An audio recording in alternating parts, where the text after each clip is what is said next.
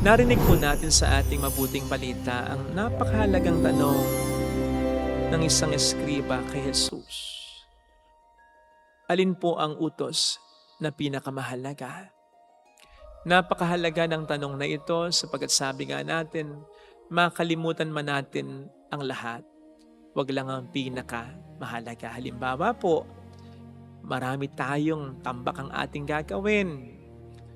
Unahin muna natin yung pinakamahalagang gagawin.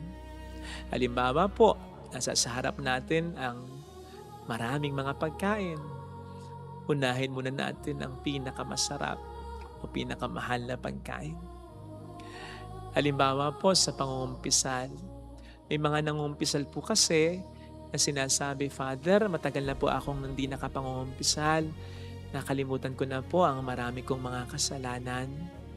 Isa sa mga lagi kong sinasabi, kung pwede nang lang isipin, pakaisipin, yung mga seryoso nilang mga pagkakasala.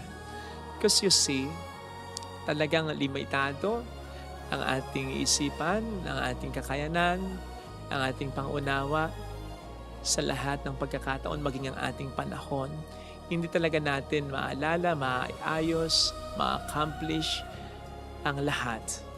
Pero hindi man natin magawa ang lahat. Huwag lang nating ma-miss ang pinakamahalaga sa lahat. Kaya ako sinabing napakahalaga ng tanong ng eskribang ito sa Panginoon. Dahil ang mga Hudyo at that time, kahit naman hanggang sa ngayon, ay napakaraming mga utos. Pwedeng hindi talaga masunod ng isang Hudyo lahat ng utos na yon. Kaya napakahalaga yung tanong na, ano ba ang pinakamahalaga? Hindi man magawa ang lahat, magawa man lang ang pinakamahalaga sa lahat. And so Jesus responded, sabi niya, pinakamahalagang utos. Mahalin natin ang Diyos ng buong puso, ng buong kaluluwa, ng buong lakas, ng buong pag-iisip. Now, lahat po tayo dito ay siguradong nagmamahal sa Diyos. Pero hindi necessarily na tumutupad tayo sa pinakamahalagang utos na ito. Sapagkat ang sabi dito, ibigin daw natin ng buo ang Diyos. Undivided. Walang kahati. Solid. Let me see. Tayo po ba ay naglalaan lagi ng panahon sa Diyos? Hindi yung dahil tayo na obliga o napipilitan lamang, kundi dahil gustong-gusto natin. Sapagkat ganun kapag nagmamahal tayo, di ba? Hindi magkikiusap sa atin ng ating minamahal ng panahon. Kusa natin ibibigay yon dahil tayo mismo, gustong-gusto natin yon. Hindi tayo makatatagal nang hindi siya nakikita, nang hindi siya nakakausap. Ganun po ba tayo sa Panginoon? Ganun po ba ang disposisyon natin sa pagsisimba at sa pagdarasal? Ikalawa, baka patuloy po tayong nagkakasala. Di po ba kapag mahal natin ang isang tao, hindi tayo gagawa ng kahit isang bagay na alam natin sasakit ng kalooban nito? Kahit nga po sa mga bagay lamang o sa mga hayop ganyan tayo. Natandaan ko dati ng first time kong magkaroon ng sasakyan na brand new. Iniingatan ko pag dinadrive ko. Lalong-lalo na kapag mababako ang lugar. May mga pagkakataon na hindi mo napansin. Lubak. Malalim pala. Nagsosorry ko sa sasakyan ko. Natandaan ko yun. Na para bang sinasabi ko, pasensya na, nasaktan kita. Huwag niyong sabihin, hindi kayo ganyan kahit na sa mga pet ninyo. Diba? Kung talagang buo ang pagmamahal natin sa Diyos, hindi natin siya sasaktan, hindi tayo gagawa ng kasalanan. Lalong-lalo na yung mga mabigat na kasalanan na alam natin kasasakit ang kanyang kalooban. Alam nating namatay pa rin para sa atin ng Panginoon, para sa ating mga kasalanan ngayon. So hindi kalabisang sabihin kapag patuloy tayo sa pagkakasala, pinapako pa rin natin siya hanggang ngayon. And besides, ano sa palagay ninyo ang mararamdaman ninyo kapag hindi pinapahalagahan ang ginawa ninyo? Sapagkat ganun ang ginagawa natin kapag patuloy ang pagkakasala natin. Hindi natin binibigyan ng halaga ang ginawang pagliligtas ng Panginoon sa atin. Iniligtas na tayo sa pagkakasala, balik pa rin tayo ng balik sa pagkakasala. And then, minamahal ba natin siya ng higit sa lahat? Ng higit sa ating kakayanan, ng higit sa ating buhay, ng higit sa mga tao, sa mga bagay na mahalaga sa atin?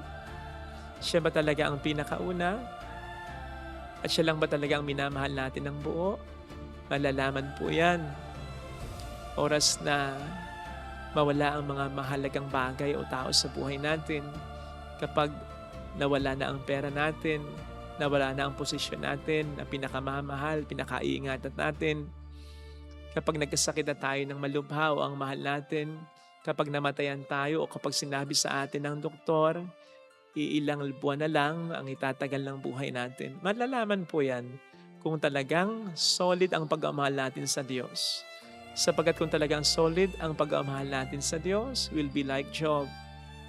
Pupurihin, mamahalin, sasampalatayanan pa rin natin siya sa kabila ng isang mabigat na problema.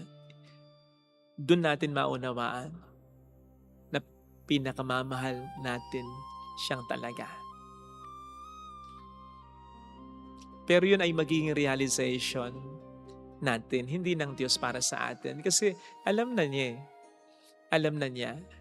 He can read our hearts. Alam niya kung pinakamamahal natin siya. So when that time comes, tayong makaka-realize na kung hindi pala talaga natin mahal na mahal ang Diyos. Pero sana when we realize that, may panahon pa para tayo makabangon pa, makabawi pa. Kaya sana wag na po natin hintayin yung pagkakataon yun. Ngayon pa lang, let us be more in love with God. Hayaan nating mas mahulog ang ating loob sa Kanya. Mahalin na po natin siya talaga. Maglaan na tayo lagi willingly ng panahon para sa Kanya. Iwasan na natin ang magkasala. Unahin na natin lagi siya sa ating buhay.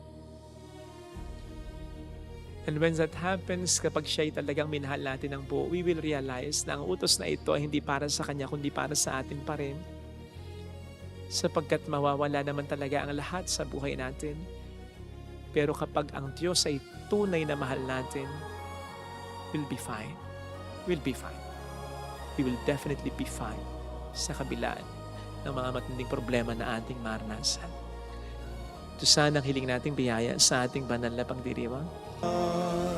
Sumainyo ang Panginoon At sumaiyo rin. ang mabuting balita ng Panginoon ayon kay San Marcos. Papuri sa iyo, Panginoon. Noong panahong yon, lumapit ang isa sa mga eskriba kay Jesus at tinanong siya, "Alin pong utos ang pinakamahalaga?" Sumagot si Jesus, "Itong pinakamahalagang utos. Pakinggan mo, Israel, ang Panginoon na ating Diyos. Siya lamang ang Panginoon. Ibigin mo ang Panginoon mong Diyos ng buong puso, ng buong kaluluwa, ng buong pag-iisip, at ng buong lakas. Ito naman ang pangalawa. Ibigin mo ang iyong kapwa gaya ng iyong sarili. Wala nang ibang utos na higit pa sa mga ito." "Tama po, Guro," wika ng eskriba. "Totoo ang sinabi ninyo. Iisa ang Diyos at wala nang iba liban sa Kanya. At ang umibig sa Kanya ng buong puso, buong pag-iisip, buong lakas, at ang umibig sa kapwa gaya ng kanyang sarili, ay higit na mahalaga kaysa magdala ng lahat ng handog na susunugin at iba pang mga hain." Nakita ni Jesus na matalino ang kanyang sagot, kaya't sinabi niya, "Malapit ka nang mapapilang sa mga pinaghaharian ng Diyos." At wala nang nangahas magtanong kay Jesus mula noon. Mga kapatid, ang mabuting balita ng Panginoon. Pinupuri ka namin, Panginoong Hesukristo. Thank you for watching. Please like, share, and subscribe.